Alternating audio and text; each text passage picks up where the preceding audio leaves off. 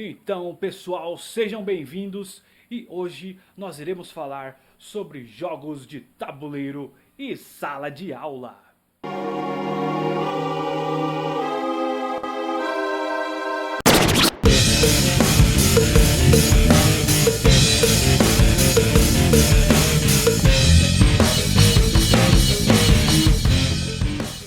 Então vamos conhecer alguns jogos sobre o período medieval, para você que gostaria de levar uma aula diferenciada sobre esse tema e ir para a sala de aula.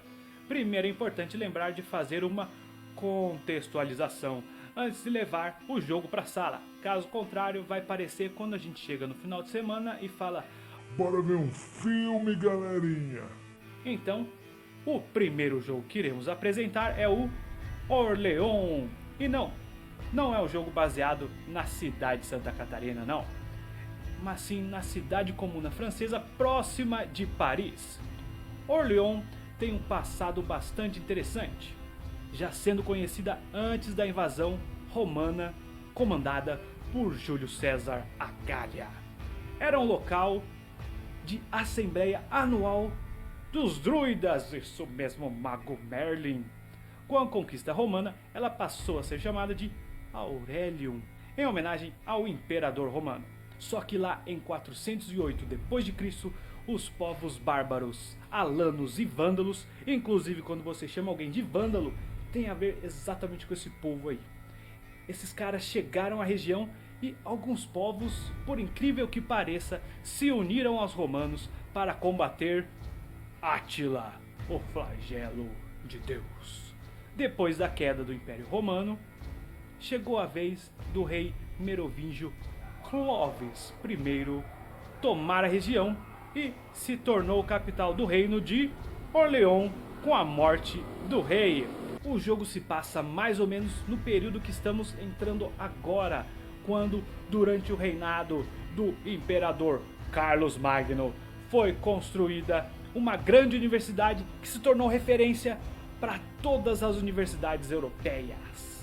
Agora vamos falar do jogo mesmo. Em Orléans devemos reunir grupos de diversos tipos de trabalhadores que existiam durante o período medieval: agricultores, comerciantes, cavaleiros, monges, barqueiros, artesãos e eruditos.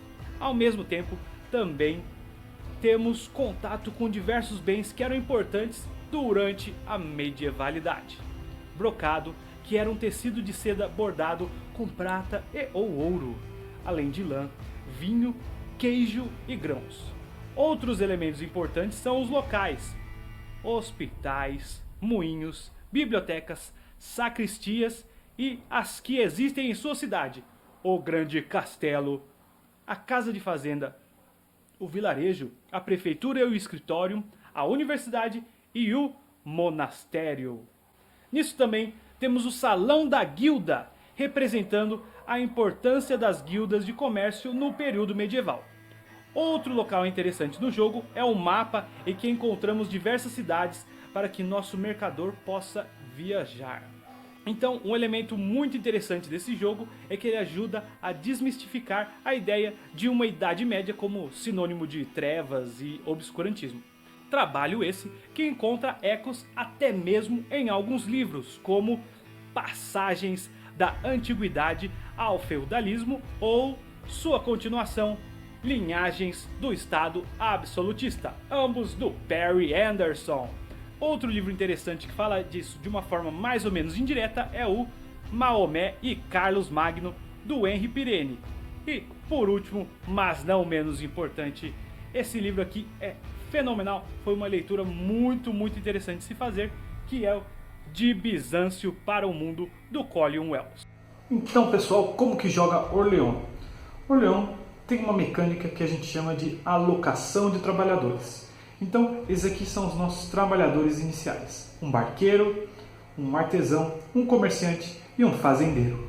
Repare que os locais que nós podemos fazer as ações precisam de tipos de trabalhadores específicos.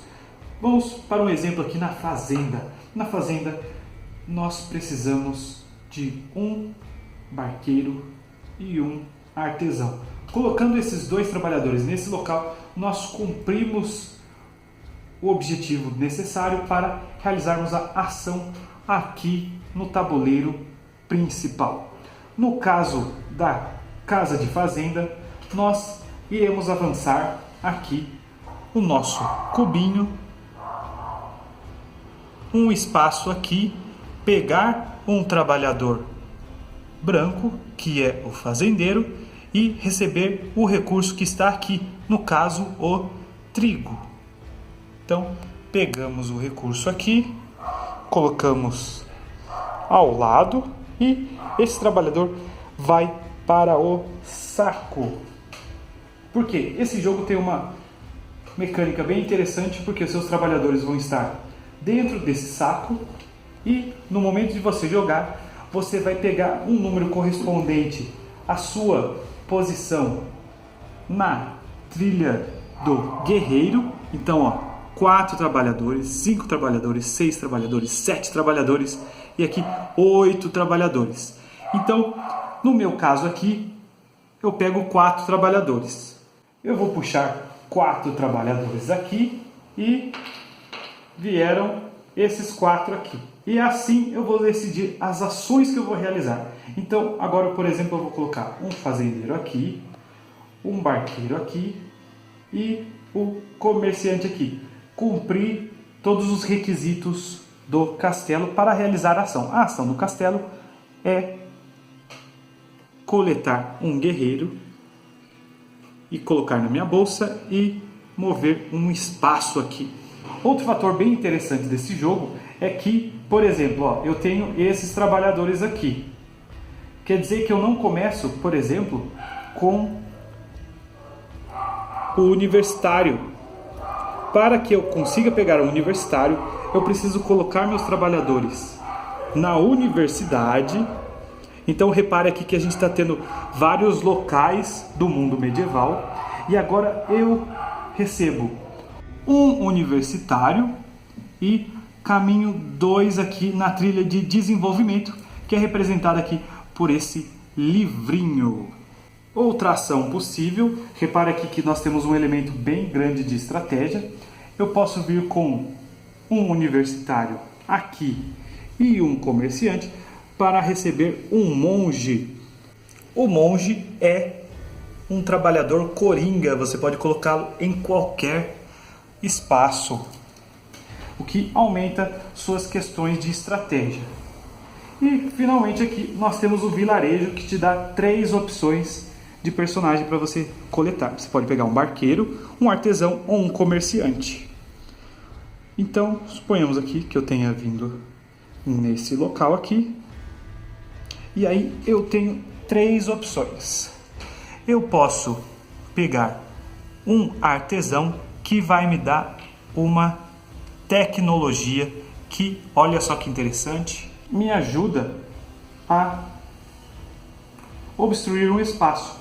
Esse espaço aqui, ele vai estar obstruído e eu não vou precisar mais do fazendeiro quando eu quiser realizar a ação no castelo. Outra ação possível é caminhar na trilha do barqueiro e você recebe um barqueiro e as moedas correspondentes. Uma outra ação possível seria andar na trilha do comerciante, coletando o comerciante também. Aí você estaria apto a construir uma das estruturas disponíveis.